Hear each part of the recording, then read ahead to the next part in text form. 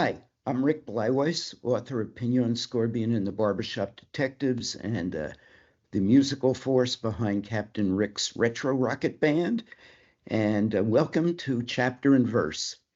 I'm here today with just a phenomenal human being, a best-selling author, star of stage and screen, meteorologist, former cartoonist and DJ, a health advocate, a humanitarian, and one of the nicest people I've ever interacted with, Mr. Al Roker. Hi, Al. Rick, good to see you, my friend. Same here, same here. Thank you for joining me and doing this. And let me plow right in. Sure. I'd like to start with since I know you as being a publishing executive with Blackstone, I'm now publishing your Billy Blessings books. I'd like to start with that. And how did the original idea come to you, and where did it all emanate from? Well, first off, I think at the end of the day, you want to do things that impress your parents. That's if your mother or father think you've done something good or worthwhile, it resonates probably more than with anybody else, or maybe your kids. But my mother was a voracious reader, and she loved all genres, but she really loved thrillers and mysteries more than anything. And as a kid, I inherited that. I remember going to the Queens Public Library and getting out copies of the Hardy Boys and Nancy Drew and Sherlock Holmes. I mean, I just devoured them. And I'd written a few books as an adult, but I decided I'd gone to one of the Edgar Award ceremonies. Sure. And I brought my mom because I knew she was, such a huge fan. And she was so enthralled. I could see this this idolization come over her face, looking at Harlan Coben and Walter Mosley and all these giants. And I thought maybe I could write a murder mystery. And I had the idea. They always say write what you know. And I know morning TV. I know a little bit about cooking. I know about being a bald black guy. So I decided to combine them. And I had the ideas, but I just didn't have the expertise to get from point A to point B. And so my agent put me together with this guy Dick Lotke, who is a terrific mystery writer. And I had already had the idea of somebody did TV weather or did TV news in the morning and cooked. And so we came up with this character who is a popular morning show co-host, has a couple of, well-regarded restaurants. And, he ends up getting, into hot water because his executive producer, morning executive producer, is murdered.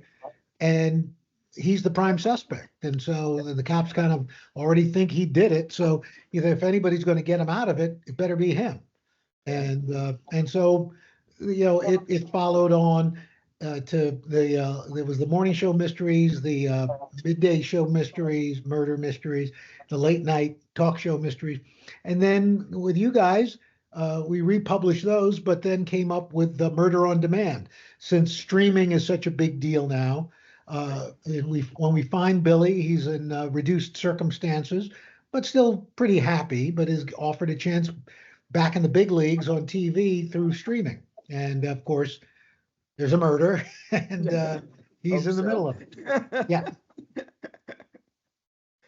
And there's another book coming in the series. Yes, yes. So we're really excited about that.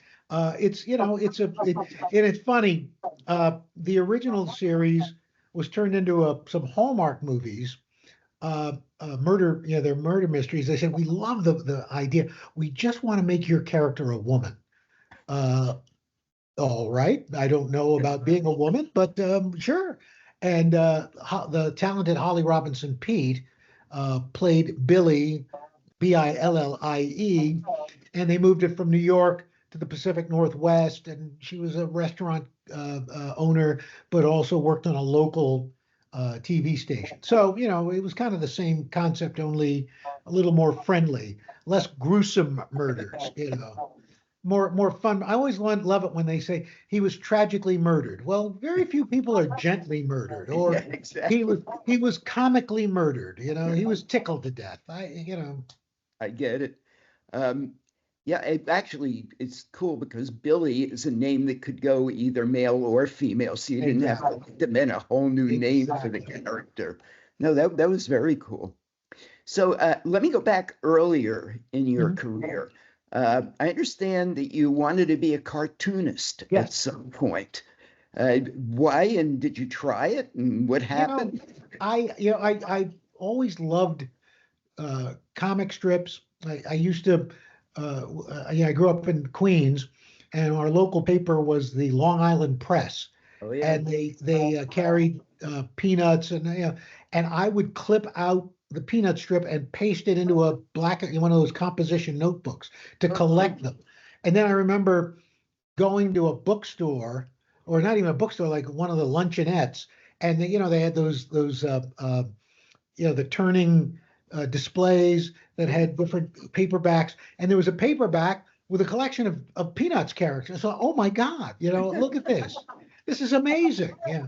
So I've always loved comics, and my dream job would have been to be an animator for Walt Disney. Okay. So I've always loved animation. I've always loved comic strips. I did a comic strip in my high school newspaper. I did one for a weekly newspaper in Syracuse when I was in college. But I was good. I don't think I was that good, and I certainly wasn't daily strip comic artist good. But I've always admired, and in fact, two of my fondest memories. It was for the 50th anniversary of Peanuts, and we got a call. They said Charles Schulz would like you to come out and interview him. And I was like, oh my gosh! I mean, that's the holy grail. Yeah. And they always say never meet your idols because they'll disappoint you. Charles Schulz was just the opposite. He was more than everything I could have imagined. He was lovely. He was charming. He was self-deprecating. He was humble. He was egotistical. He was funny. He was everything. And I was on cloud nine. And then, a few months after, we got the word that he was dying from stage 4 colon cancer. Yeah. And so it was 6 months after that announcement, they called and asked if I would come out and do one last interview with him. And it was so bittersweet to do. But if there was any silver lining out of it, Rick, was that while intellectually he knew what a success Peanuts was, I think the outpouring of love and affection surprised even him, and how important that strip was to so many people on so many different levels. Even me, when he first created in 1968, he put the first Black character in, Franklin. And it was like, oh my gosh, there's somebody who looks like me Right. in the comic strip. Yeah. And not to get on a soapbox, but there are these people railing against DEI. It's not about, it's as simple a thing as being seen. To see people, to see characters that look like you. That's, if you haven't had that ability to do, it's impossible to describe to people. So I feel saddened that it's become this dirty word or phrase. That it's just, it doesn't mean at the exclusion of, it's about inclusion. That's Absolutely. the word. Yeah. Totally. One including doesn't take away from anybody else. No, But you're absolutely right. But we there live we in are. a strange world these days. There's a line I always remember from Indiana Jones and the Last Crusade. And Sean Connery's character, Professor Jones and Harrison Ford, Dr. Jones, are both, they're at a book burning in Berlin. And the senior Dr. Jones says, "My boy, we are pilgrims in a strange land." Good line. You're right. So let me flash forward for a minute, and I will go back to your college days for a second. But you mentioned animation, and I recently read that you have a new animated series coming out. So what's that about? I'm very excited. It's called Weather Hunters. And again, I'm kind of drawing on my own experiences. It's a family. The dad is a TV weatherman named Al Hunter. His wife, Dot, is a TV news producer, and their three kids are big science fans. And they go around the country and around the world looking at weather phenomena. And it's a show that I've been trying to develop for probably 15 years. In fact, the kids in the show, Corky, who's the preteen, Lily, who's the 8-year-old, and Benny, who's the 5-year-old, my kids were actually that age when I started developing this. My oldest, Courtney, is 37. My middle girl, Leela, is 26, and Nick's 22. So, it's been a long time coming, but it's going to be on PBS Kids, debuts July 7th. Just check your local listings. I'm really, really, really proud of this show. Well, that's great. I look forward to seeing it, even though I wish I was a kid, but it is a lesson in persistence, Al, no question.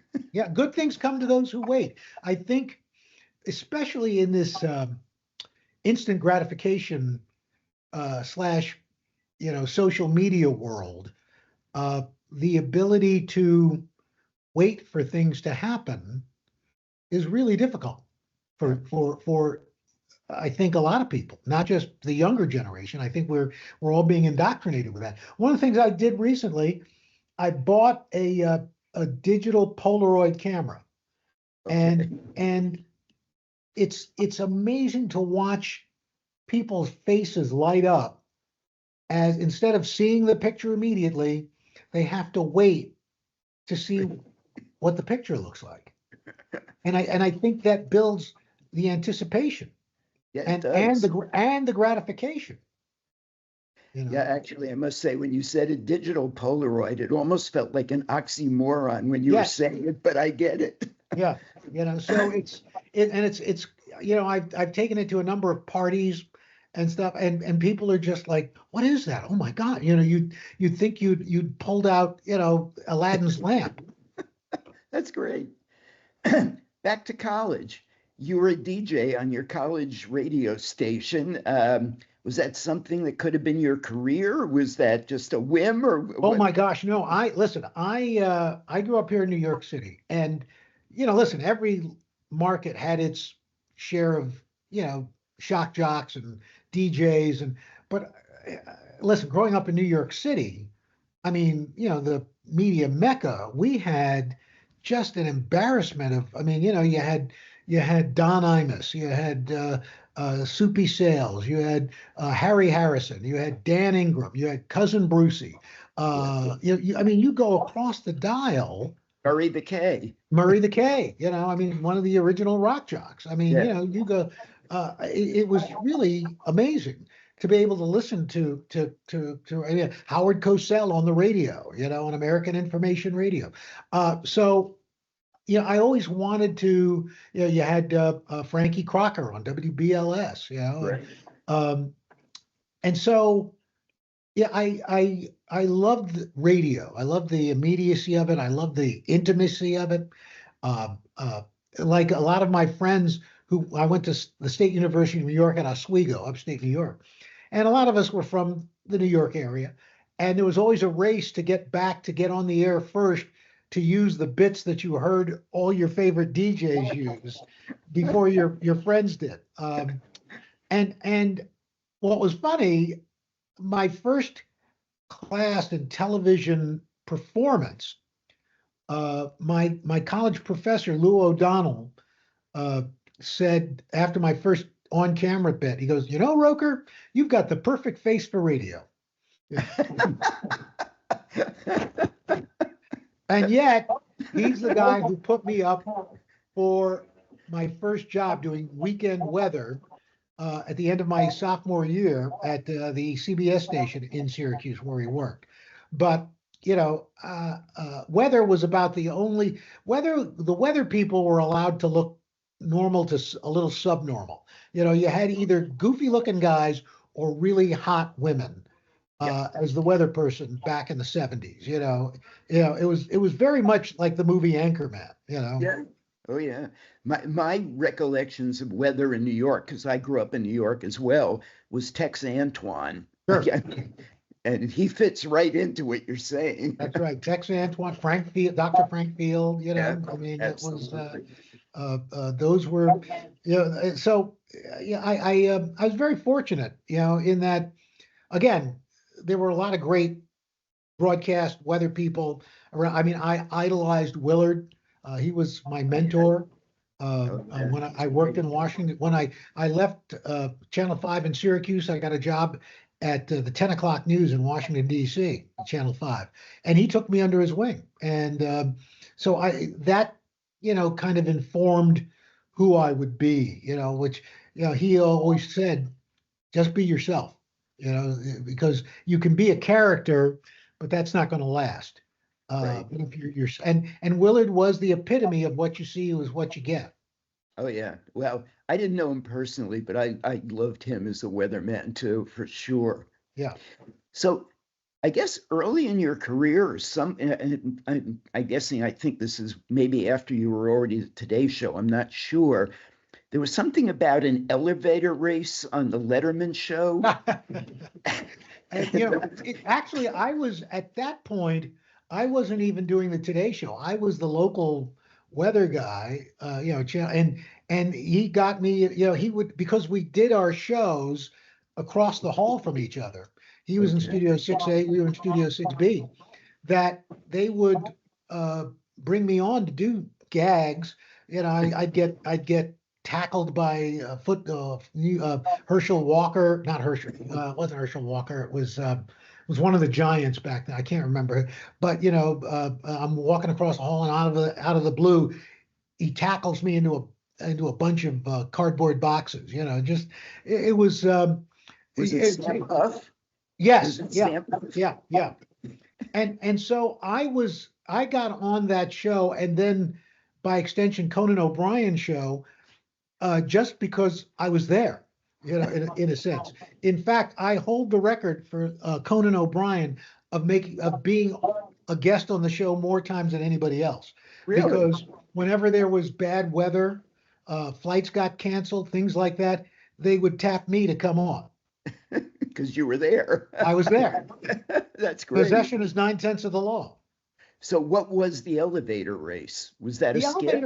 It was a skit. We just had to get in the elevators and who could get down and back up again first. It was, and that was the beauty of Letterman. They were just these kind of goofy, crazy kind of things, and that was also the beauty of working, and it still is, of working at 30 Rockefeller Plaza. There's no other building like it in the world, where you've got this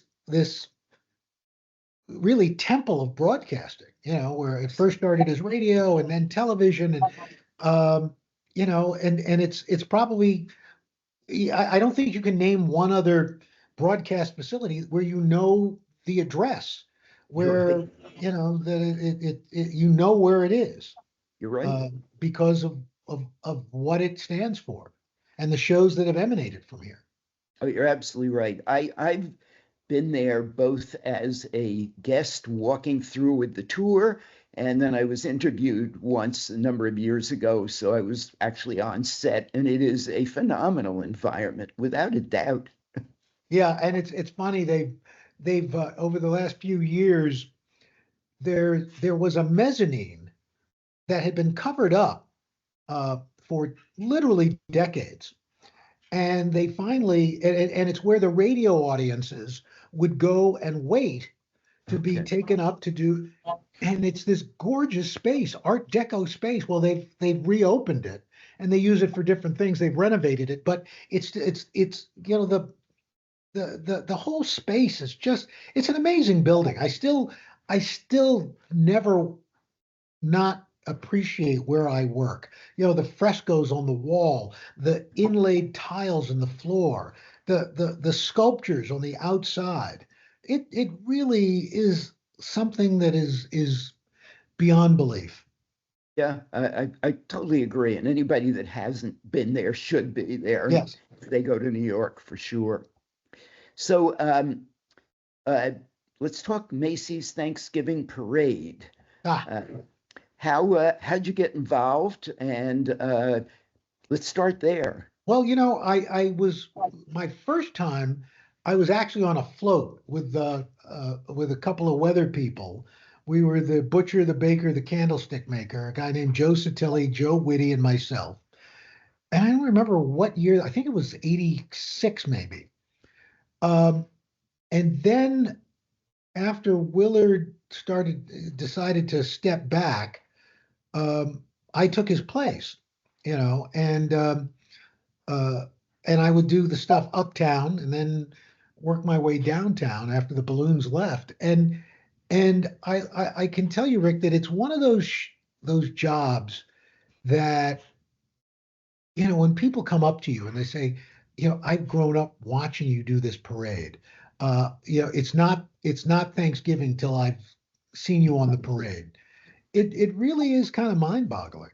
It's nothing that I never take it for granted. I know, a couple of years ago I had some health issues and I couldn't do it, and they were very lovely about it. But it was weird not being there on Thanksgiving Day. Well, yeah, you're part of the ceremony. I mean, Yeah, and the great thing, the parade evolves, and they've used technology, drones, and things like that. But at the end of the day, it is still the most simple of pleasures. It's the most analog of pleasures to stand alongside Central Park West and then Broadway, 6th Avenue, and see these giant balloons being handled by 70, 80 people. Fill your field of vision, yeah, and then pass on, and then these amazing floats, and then Yep. another balloon. It is, and as great a job as our crew does, there is nothing. I think everybody needs to come down at least once Oh, yeah. in their lifetime to see the parade in person. Oh, I agree. I think people should, if they can, go to see the parade in person and go to Times Square on New Year's Eve in person Yes. once in their life as well. Yes, exactly. And then the week after that, we're part of the Rockefeller Center tree lighting.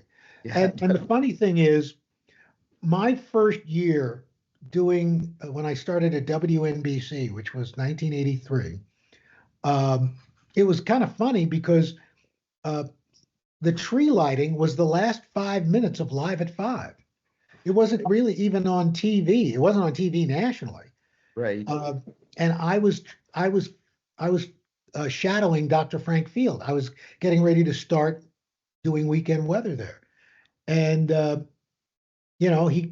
was there with him. We were on one of the parapets overlooking the plaza, and that was it. That was one camera. Now it's a 2-hour extravaganza, Yeah. 3-hour extravaganza, I should say. But it's still, again, the most simplest of things. A tree gets lit, Yeah. and boom. Yeah, but it's not just a tree. No, it is the most famous tree in the world. Yeah. But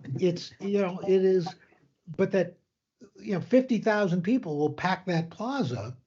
Yeah. And I would say probably 2/3 of them can't even see the tree when it gets lit. Right. And yet they all want to be there. Yep. It's pretty special.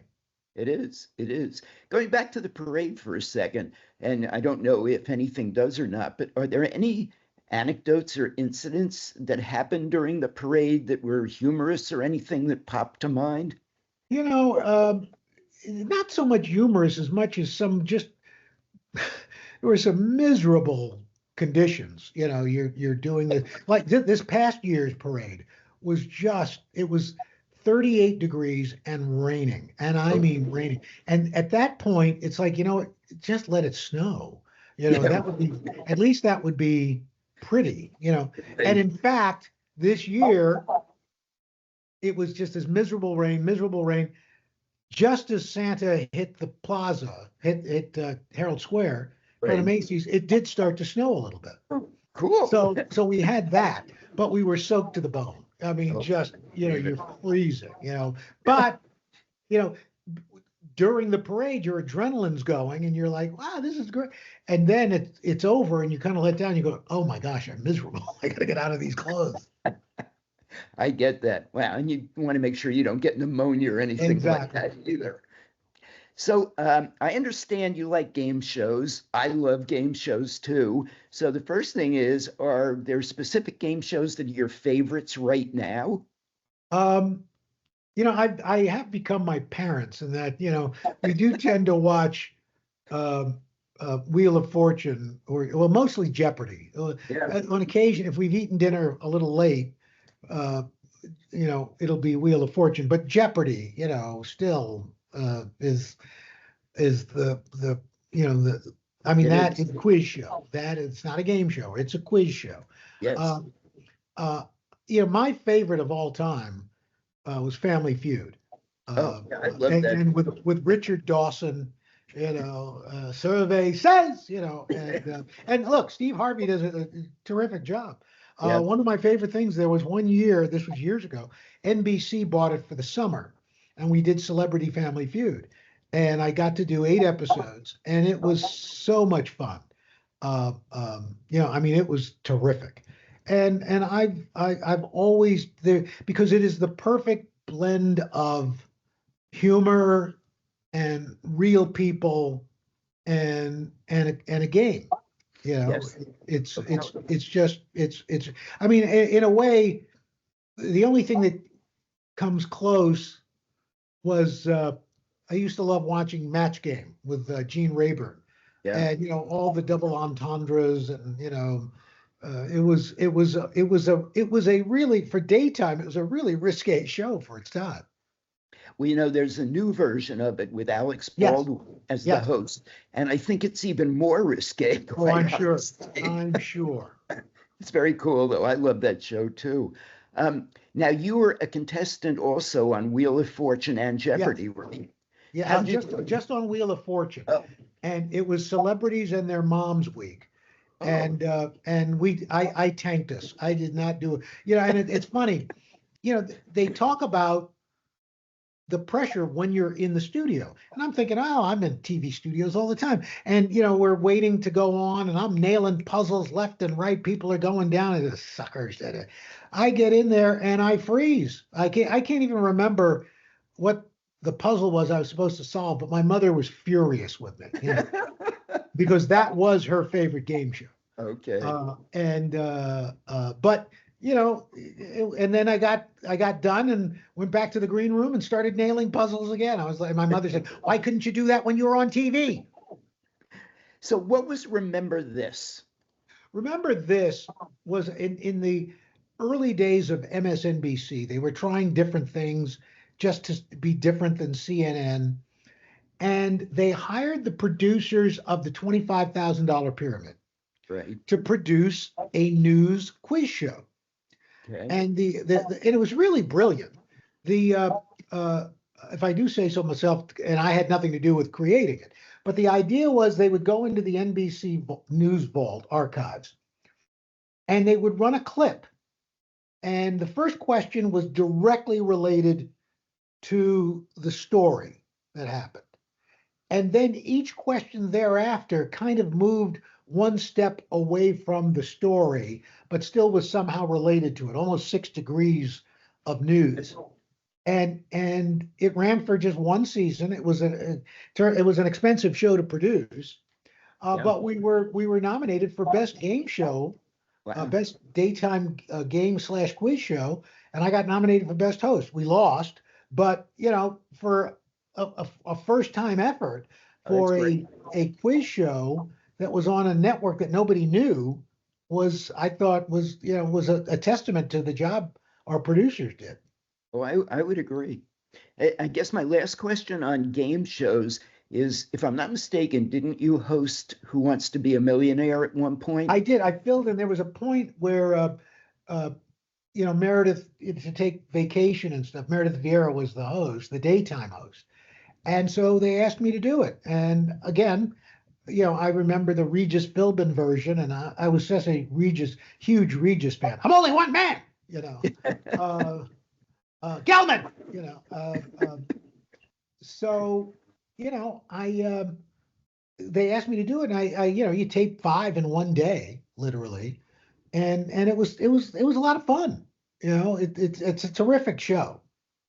When I was way younger, I was a contestant on Sale of the Century. Oh my gosh! So Garagiola was hosting. And you talk about taping 5 in one day. I mean, it was just like boom, boom, boom, boom, boom. Yeah, it's being a quiz/game show host is the greatest job ever, because you tape, you do like 3 weeks on or 4 weeks on, and then you're off for 3 months, and then you do another 3 or 4. I mean, it's a pretty sweet gig. It is. I don't know. It seems to me being a meteorologist is a sweet gig on TV too. Well, first I must say I'm not a meteorologist. I don't have a degree in meteorology, but listen, I have a fantastic job. There's no question about it. It's just for me, you've got to be there every day, and the hours are a little suspect. But fortunately, I've always been an early riser. I've never slept a lot. In fact, my mom said I drove her crazy because I didn't really nap as a baby, So, I mean, I fell into this, and it was the greatest accident ever, because I really didn't want to be on TV. I wanted to be a producer or a writer, something like that. I didn't want to be on television, but here I am. So what were you like as a kid? Were you a go-getter or a laid back, or how would you describe yourself growing up? I don't know. I think, and I think it's still the case today. I know it's the case. When I'm out, sort of like when I was in school, I was kind of a class cut up, things like that. But on my own, or when I'm an introvert. I'm not. In fact, Deborah Roberts, my wife, who's on 2020, once came to me and said, my family thinks you don't like them. And I said, why? She goes, well, they said the guy they see on TV is different than this guy. I said, well, if I was to act like that all the time, they'd think I'm crazy. I'm a very low key person. I don't really go out much. I mean, wherever I've gone or met anybody of any import, it's because of Deborah. She's the one who takes us out. She's the one who makes me go out.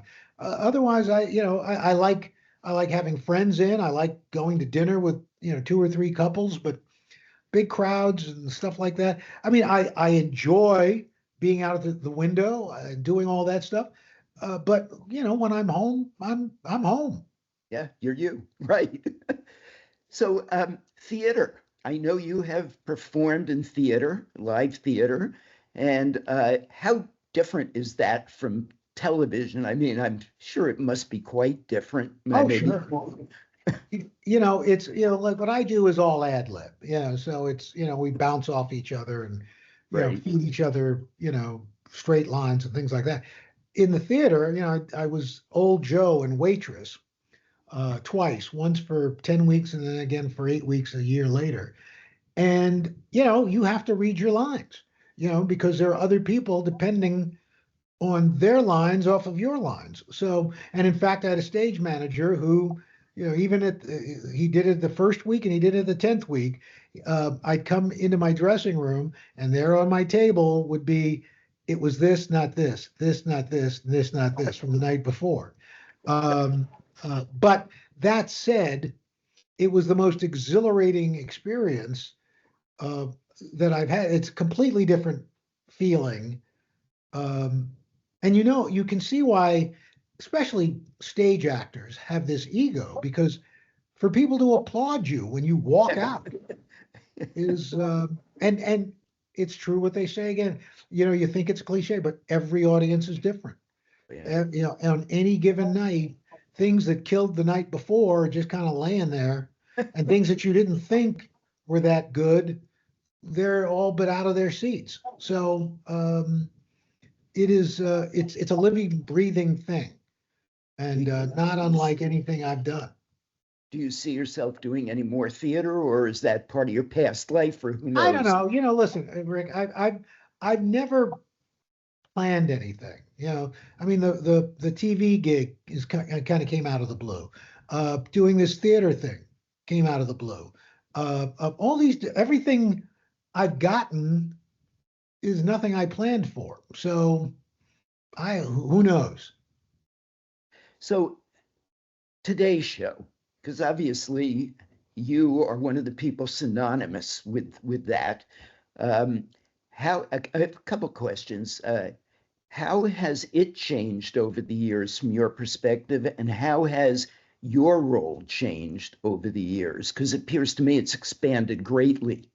Well, here's the thing. I think still at the show's core, it's no different today than it was when Dave Garroway first hosted it. It was to answer the question that should be foremost in the viewer's mind. It is a reassurance that the world is still here and still turning. We answer your questions about what's important in your life, what's fun in your life, what your friends and family may be talking about later in the day. Take you to places that you might not normally go, introduce you to people you might not normally meet, and maybe cook some good food. And at the end of the day, that's the show. The DNA and the through line is still there. The people who've done it has changed. The show is built to be a transitionary show. Nobody stays there forever. Everybody moves on.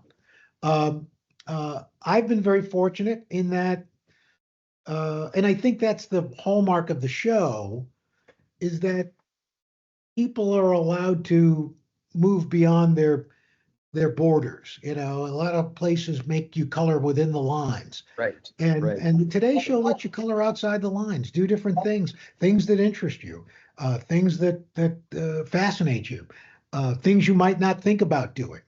And one of the producers may say, "Hey, how about this?" And you're like, "Oh, never thought of that, but sure." And so, I think that's the hallmark of the show, is that it's the same every day, but it's different every day. Right. Okay. Yeah. I've enjoyed it through the years, from the Dave Garroway era, without a doubt. So, yeah, absolutely. I mean, look at the very fact that something as corny as people coming down to the window to wave and show signs to Mom and Aunt Tilly was true in 1952 and is true today in 2025. Have you ever had any surprises on the show where something happened that just you went, wow? Well, if you'll Google it, you'll find it. But there was a guy on the show that had out at the window, it had a sign that said, "Jill, will you marry me?" And my producer, the executive producer at the time, was a guy named Jeff Zucker, and has gone on to run CNN and other stuff. And in my ear, he says, "Don't go over to that guy." And I thought, well, he looks like a fun guy. I'm going to do it anyway. It's live TV. And I said, "So you want Jill to marry you?" He goes, "Well, I really care about Jill, but I love Jeff more." And with that, he turns to the guy next to him and gives him a big open mouth kiss on live TV. And I just go, and I turned to the camera and said, "See, they won't even show you that on Will and Grace." And we went to the local, and it got such a reaction that they actually wrote it into an episode of Will and Grace. Really? Where just Jack and Will show up at the Today Show window. There was a fake sitcom that the gay characters were supposed to kiss. They didn't, and just Jack and Will end up kissing during my weather forecast. So how did the producer react after you did that? He was like, "I told you." I said, "Yes, but it was funny." Yes, it was. So let me go to food and health, because I think both food and health have been big issues for you and things you care about and have done in your life. And so let's start with Roker on the Road and Tricked Out Tailgating, because I believe those were food. We'll get the health after that. Yeah. But did you enjoy shows those? I did years ago on the Food Network, and it kind of got me started in kind of like food television.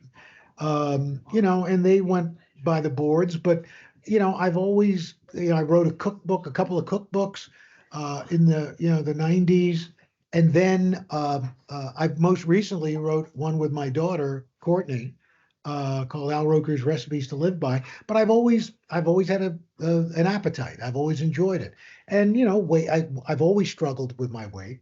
And then in the late 90s, it just kind of got out of hand. I ballooned up over 300 pounds. And, around 2001, my dad, developed cancer. And, he said, "Look, we both know I'm not going to be here to help you take care of your kids. So you got to promise me you're going to do something about your weight and your health."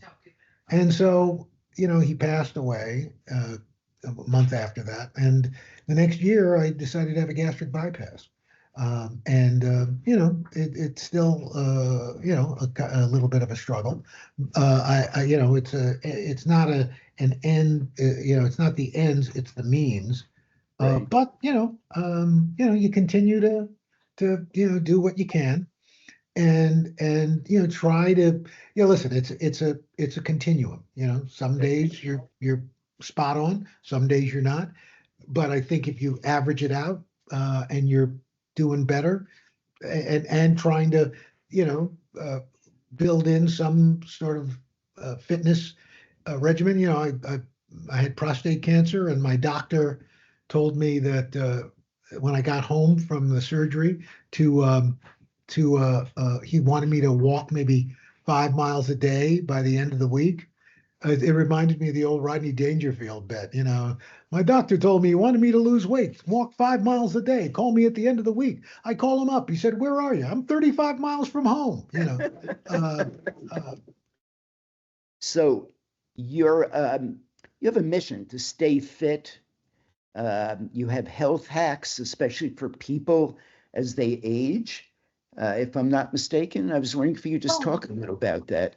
We've at the Today Show, we started this thing when with this whole walking thing, people it kind of just organically happened where it started a Facebook group and I talked about walking and this and that, and trying to talk to yourself and get yourself going, go out with a friend, do whatever. And it just kept growing and growing to the point where, it's like almost 1 million people. And now we have an app. And the idea is, look, you don't have to be, a bodybuilder. You don't have to be, you don't need to run a marathon. You can do whatever you can do as long as you're doing something, as long as you're, walking or, lifting, doing some sort of, strength bearing, load bearing exercises. You don't have to be, bench pressing 300 pounds. As long as you're, doing something that keeps you active, that's all that matters.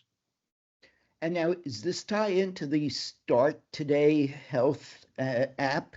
Yeah, exactly. And on the app, there are, we've got, a lot of experts, nutrition folks, people who do mindfulness, folks who do different sorts of exercises, whether it's Pilates, yoga, strength training, balance, all those things that let you find, your place, your Right. level. Right. And, and you're not competing against people. You're just trying to make yourself better. Cool. So I know you've got to get to do other things, and I was just wondering if there's any last pieces of advice you'd like to impart to people, or anything you'd like to tell me about I haven't asked about. Well, I think, people ask you, we're just coming, we're now in February, but, it was like the start of the year. What are your resolutions? And I don't know that it's so much a resolution, but I'm really trying. I don't know if I'm succeeding, but I'm trying to uh, give people more grace, to not be quite so judgmental. Some days I'm better than others, and also give yourself grace. And hopefully, if we do that, we're right now in a place where people are extremely anxious. A lot of folks are very judgmental about other people if they don't uh, think exactly as they do. And Right. look, there are people who have very extreme views, and can have them, against other people, you know, and that's not how we're going to succeed. We've got I to be agree. able to sit and listen to, there are going to be a lot of things that people say that are beyond the pale. And yeah, there are certain standards that should be adhered to, that, you know, uh, if somebody's preaching violence or hatred, that can't stand. But if there is some common ground to find, we've got to work on that, because it's not working the way it is now.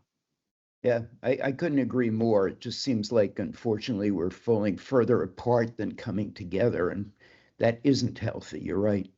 Yeah, and so I think we each have to do our part, um, to try to reach across, and you don't have to convince people to your way of thinking, but just to have an open dialogue. Yeah, I agree. Well, Al, it has been an absolute pleasure knowing you. It has been an absolute pleasure talking with you like this today. And I just, you're a wonderful human being. You Well, really it's are. nice to see you, Rick, and love the hat. Thanks. Keeps my head warm in the winter, even Bingo. indoors. Thanks, Al. All right, Rick. Thanks so much. Appreciate it. My pleasure. Okay. Have a good evening.